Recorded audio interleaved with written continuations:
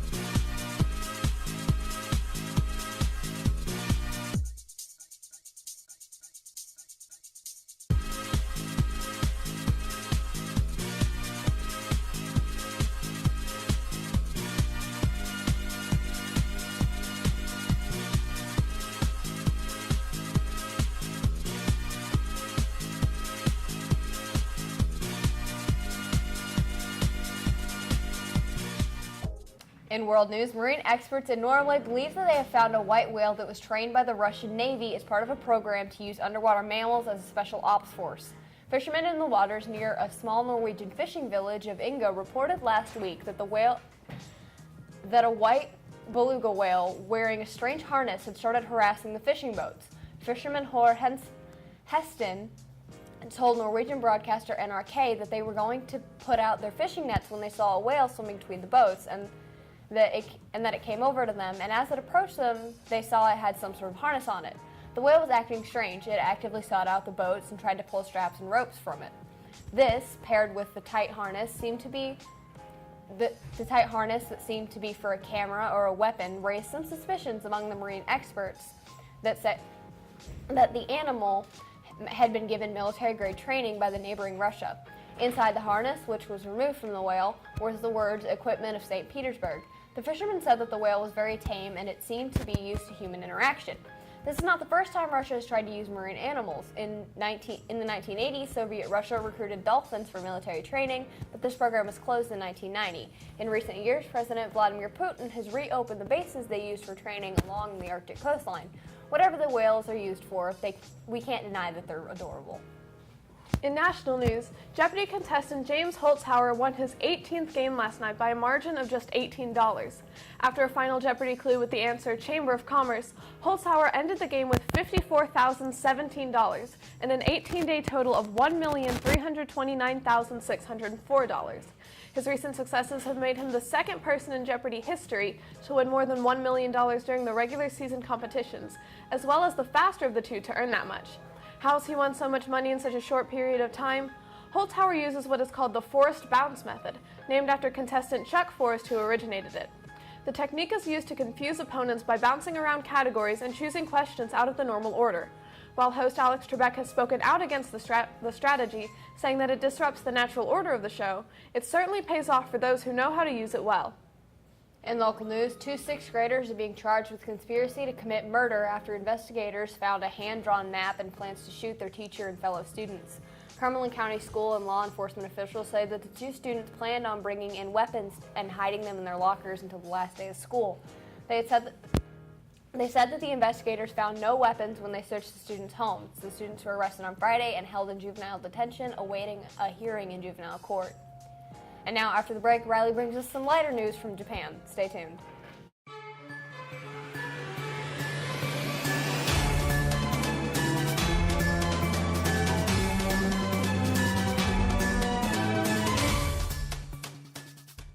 For our top story today, Japan's Emperor Akihito has formally abdicated the throne in a historic ceremony in Tokyo, making him the first monarch to do so in over 200 years. The 85-year-old attributes his decision to health reasons after having heart surgery and overcoming cancer in recent years. During his 30-year reign, Akihito broke many traditions, including hosting a South Korean president and taking responsibility for Japan's aggressions in World War II, becoming the first Japanese monarch to visit China, and becoming the first Japanese monarch to marry a commoner. He will be remembered by the citizens of Japan as being connected to the public and looking out for the best interest of the people. Now his son, 59-year-old Crown Prince Naruhito, will be inaugurated as emperor and begin his work on defining a new era of Japanese history. That's all for your news today. Now for your Walker Valley announcement.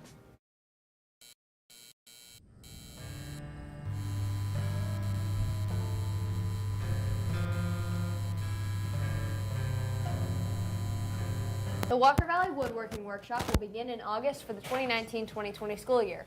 This will be open for any Walker Valley student interested in woodworking. You'll learn basic skills in woodworking and in using a variety of tools. There will be an informational meeting on Wednesday, March 1st, right after school in G105. To kick off the club, there will be a summer workshop from June 3rd to the 6th from 8 a.m. to noon. You even get to take home what you make. The workshop is free of charge, and sign up is first come, first served. There's limited space available, so see Mr. Justice in G105 for more information or to sign up. That's all for your school announcements. Now for your pop culture news.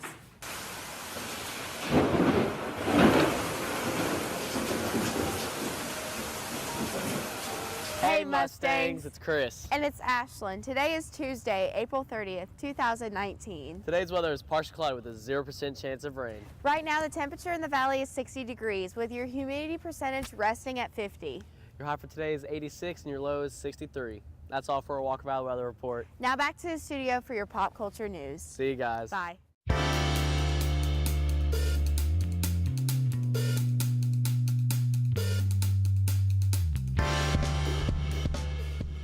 What's up, Walker Valley? I'm Madison. And I'm Brittany. And we're here to give you the latest pop culture news.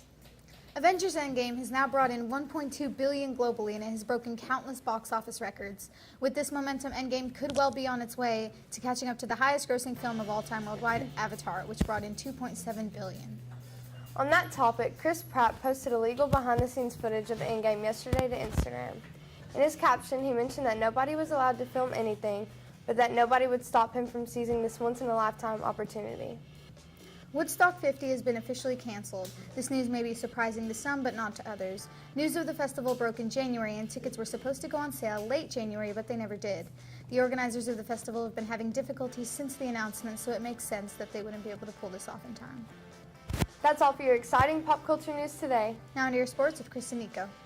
Hello guys, welcome back to Questions of the Week. Today, we're going to be interviewing the AV team. The spill.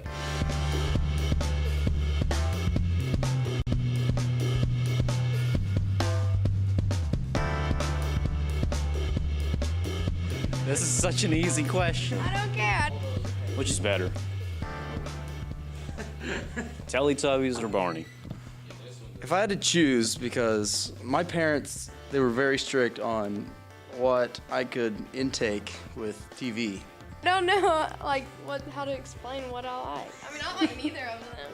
You don't like either of them? No. That is an answer. Okay, I don't like either of them. All right, she hates kids shows. No. Riley Green. Hi. What is better, Teletubbies or Barney? Teletubbies? I don't know. I don't know. They're the same kid show. They're both big, people in costumes running around doing kind of dumb things. I don't know. That's why we're comparing them and trying to see which one's better. Okay. If I would watch it now, I'd probably have the same, what is it called?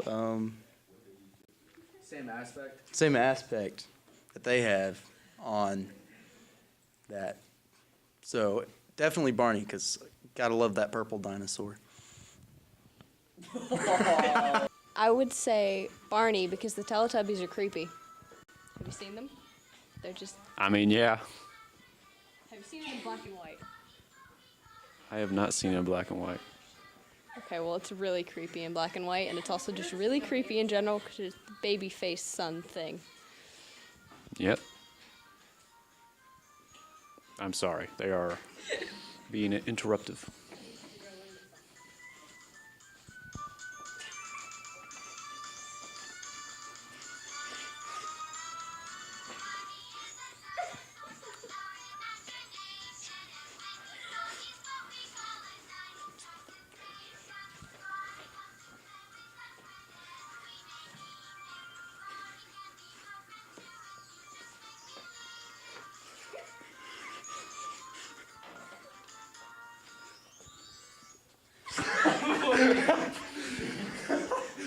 know. I always have to rep the purple, so it's gonna have to be Barney.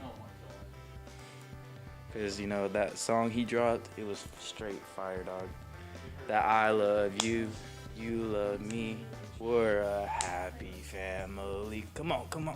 Teletubbies are kind of entertaining. I think both shows are super weird, and I don't know why anybody likes either one of them. Yeah, no, you're right. Like, I don't understand why people like those shows. It's like, it's in the 80s or 90s. Like, get over it, kids. Baby boomers, get out of here. No one likes it. Get away.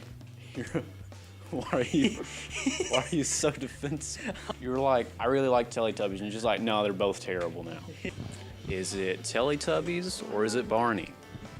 First of all, it's pronounced Teletubbies. Really? I don't think it's Teletubbies, but that's okay. It's okay. And isn't Barney of your imagination, so is Barney even real? Neither one of them are real, so let's not have this discussion. But Teletubbies are better. There's 4 of them, right? Yeah, there's 4 of them. There's only one of Barney. So you have 4 times as fun. I mean, I guess. I mean, Teletubbies are like a band. There's like 4 of them. Exactly. Who doesn't want to listen to a rock kid band? Doesn't Barney have partners, though? The 2 other dinosaurs? I have no information of that. I have no clue. So you haven't watched the show? Barney? It's been years. I mean, it's been a minute. I don't remember either. Maybe you should do your research. Are you calling me out? Basically, sure. Yep, do your research. Fine, I'll do my research Come right back. now. Come back. Ugh.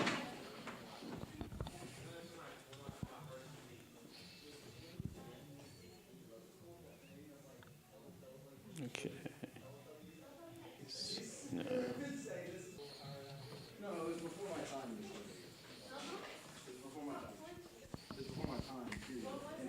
Welcome back. I did some research. Okay. Barney does have some pals. Oh my gosh, I remember them. Yeah. Okay, now I like Barney better. Teletubbies or Barney? Are you sure that's how you say Teletubbies, though? 'Cause I don't Okay. think it's Teletubbies. I think it's Teletubbies. I really didn't care. I So you just didn't the watch- reason. So you're asking a question about stuff you don't know about because you don't remember it from your childhood. Yes, because I thought it was a funny question. Okay. So I would think Barney because I grew up on Barney and I loved Barney but like, yeah, and Teletubbies freak me out. So.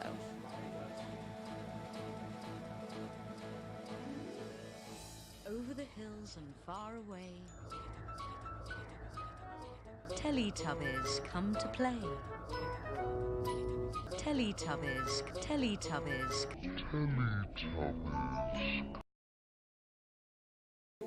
I remember when you chose to argue with me when you were wrong from the very beginning. No, I'm never wrong. What? I'm never wrong.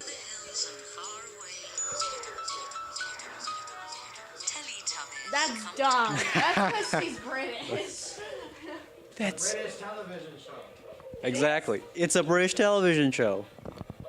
I didn't know that. I looked up the USA version of the intro of Teletubbies, and it's from a British lady to a British man, which doesn't make any sense. But he says, "Teletubbies come to play." So I But shouldn't it be your opinion how you pronounce stuff? Because people pronounce stuff differently all the time. yeah, it would have been my opinion to say Teletubbies, but you're just like, no, that's wrong. Well, that's my bad. I apologize. Okay. I'll still say Teletubby, though. All right. Well, I know what you're saying, so I don't really care. But you're just like, I know what he's saying, but it just sounds wrong, so I'm going to correct him. Telly.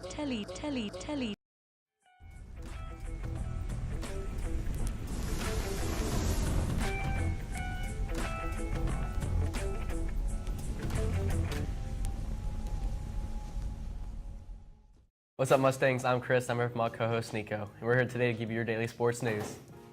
The Warriors defeated the Rockets in the first playoff game in their series. Durant outplayed Harden when it mattered most. This should be an interesting year for the playoffs. The final score was 104-100. Jimmy Butler led the Sixers to a Game 2 win with his 30 points match his points total from the last 3 games combined. Jimmy had 30 points, 11 rebounds, and 5 assists. The Celtics captured the win for the first playoff game of their series against the Bucks. The final score was 112-90. Damian Lillard's 39 and 6 assists that weren't enough to take down Jokic and the Nuggets in Game 1. Nikolai Jokic had 37 points, 9 rebounds, and 6 assists. That's all for our show today. Like us on Facebook and follow us on Twitter @TheSpillTV. I'm Nico. And I'm Chris. Have a great day, and thanks for watching.